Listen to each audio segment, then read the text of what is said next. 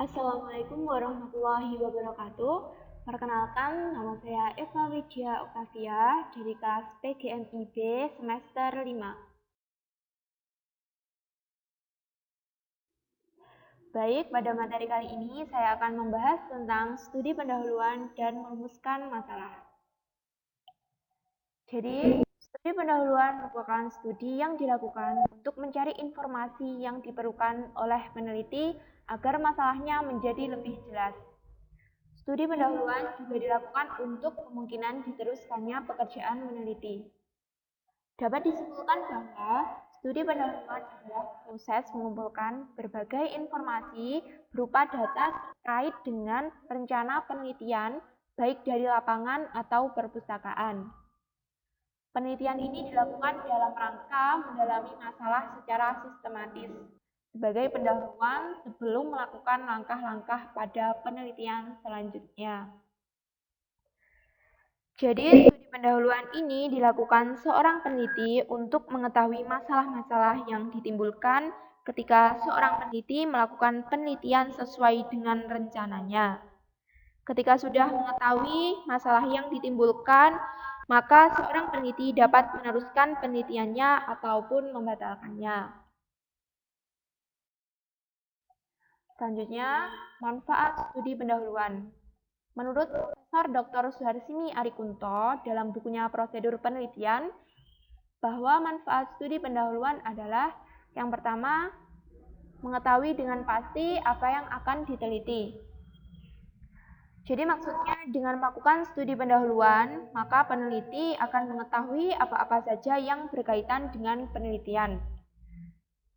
Yang kedua, tahu di mana atau kepada siapa informasi dapat diperoleh.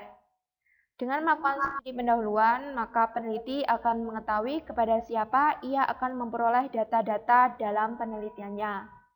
Yang ketiga, tahu bagaimana cara memperoleh data atau informasi. Maksudnya, ia tahu mana dan di mana seorang peneliti akan mendapatkan data.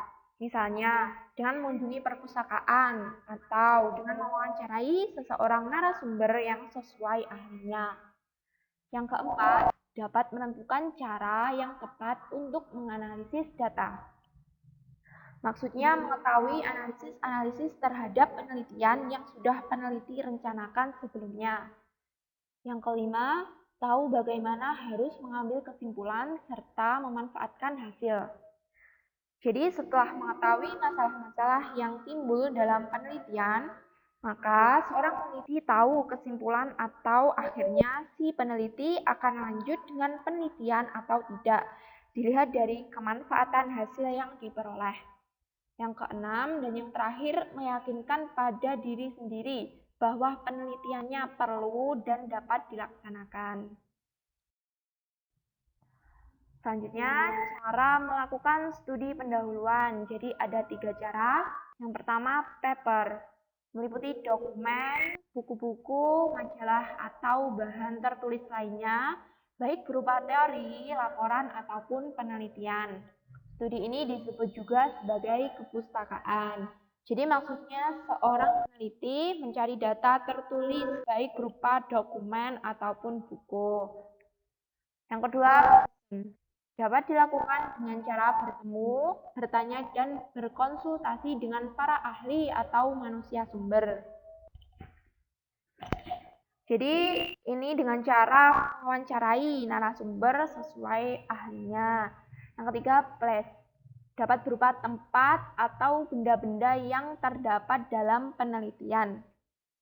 Misal, seseorang yang berhasrat besar untuk mengadakan penelitian ke daerah pedalaman mungkin mengurungkan niatnya setelah mengadakan studi pendahuluan, karena ternyata daerah yang akan dikunjungi terlalu sulit untuk dicapai sehingga tidak akan seimbang antara biaya yang dikeluarkan dengan hasil yang dicapai.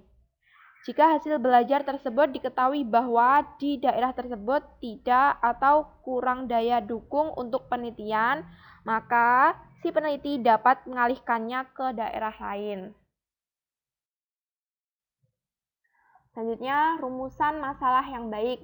Yang pertama, keaslian ide. Rumusan masalah yang diajukan peneliti adalah masalah yang asli dan bukan plagiat. Yang kedua, didukung konsep yang kuat. Jadi rumusan masalah juga harus didukung konsep yang kuat. Karena jika tidak, maka akan melemahkan rumusan masalah yang telah disusun oleh peneliti. Yang ketiga, merupakan hal yang penting. Rumusan masalah haruslah merupakan hal yang penting sehingga memang layak untuk penelitian. Yang keempat, level atau tingkat kesulitan. Seorang peneliti sebaiknya mempunyai pengetahuan tentang penelitian sehingga dapat menerjemahkan rumusan masalah menjadi suatu masalah. Yang kelima, dapat dipecahkan. Jadi seorang peneliti harus yakin bahwasanya masalah yang diteliti dapat dipecahkan. Yang keenam, menarik. Kriteria menarik menjadi pertimbangan yang paling penting dalam merumuskan masalah. Karena rumusan masalah yang menarik dapat membuat si peneliti bersemangat dalam mengerjakan penelitian. Yang ketujuh, disesuaikan dengan kemampuan dan keahlian. Jadi rumusan yang baik itu merupakan rumusan yang sesuai dengan keahlian peneliti. Jadi ini dapat memudahkan si peneliti. Selanjutnya, bentuk-bentuk masalah penelitian. Yaitu ada 3. Yang pertama, bentuk masalah deskriptif. Apa itu penelitian deskriptif? Yaitu bentuk masalah deskriptif merupakan bentuk masalah yang berkaitan dengan suatu keadaan, fenomena, peristiwa yang terjadi pada saat ini. Maka dari itu, kemudian timbullah tindakan penelitian deskriptif yang di dalamnya termasuk penelitian survei dan sejarah. Contoh dari masalah deskriptif, misalnya, bagaimana minat belajar peserta didik terhadap mata pelajaran TIK di SMP pada suatu daerah. Contoh lainnya, berapa rata-rata nilai matematika dari peserta didik kelas 10 di SMA pada suatu daerah, dan lain sebagainya.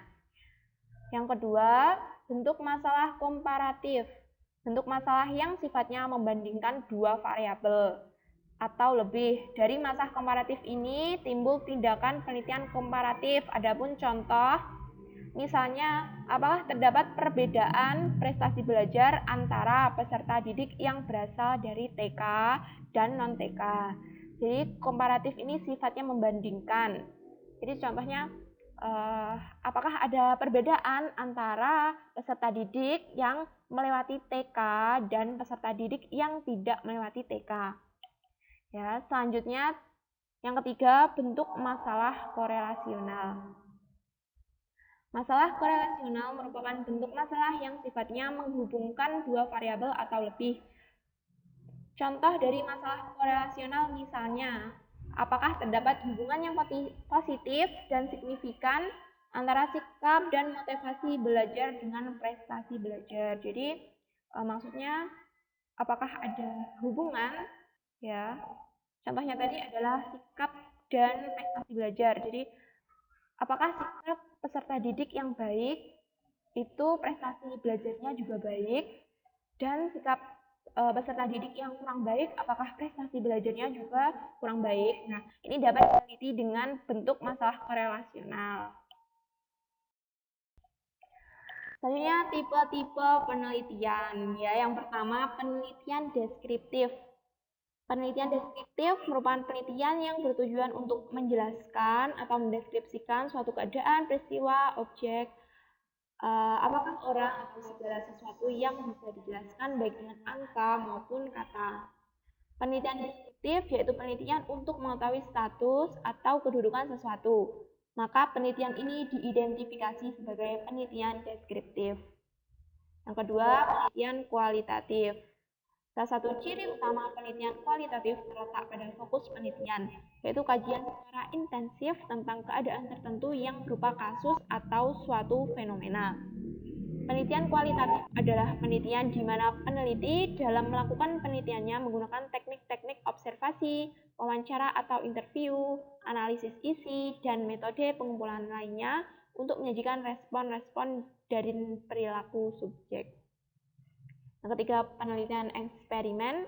Penelitian eksperimen adalah penelitian yang sistematis, logis, dan teliti di dalam melakukan kontrol terhadap kondisi. Yang keempat, penelitian eksperimen semu. Penelitian eksperimen semu atau eksperimen kuasi pada dasarnya sama dengan penelitian eksperimen sebagaimana dijelaskan di atas. Penelitian eksperimen murni dalam bidang pendidikan, subjek atau partisipan peneliti dipilih secara random di mana setiap subjek memperoleh peluang sama untuk dijadikan subjek penelitian. Yang kelima, penelitian korelasional. Penelitian korelasi juga merupakan penelitian atau kajian deskriptif di mana peneliti tidak hanya mendeskripsikan variabel-variabel tetapi juga menguji sifat hubungan di antara variabel kuantitatif variabel tersebut. Dan yang terakhir, penelitian kelompok kriteria. Penelitian kelompok kriteria yaitu penelitian yang dilakukan di mana peneliti menguji ciri-ciri atau karakteristik kelompok yang ada.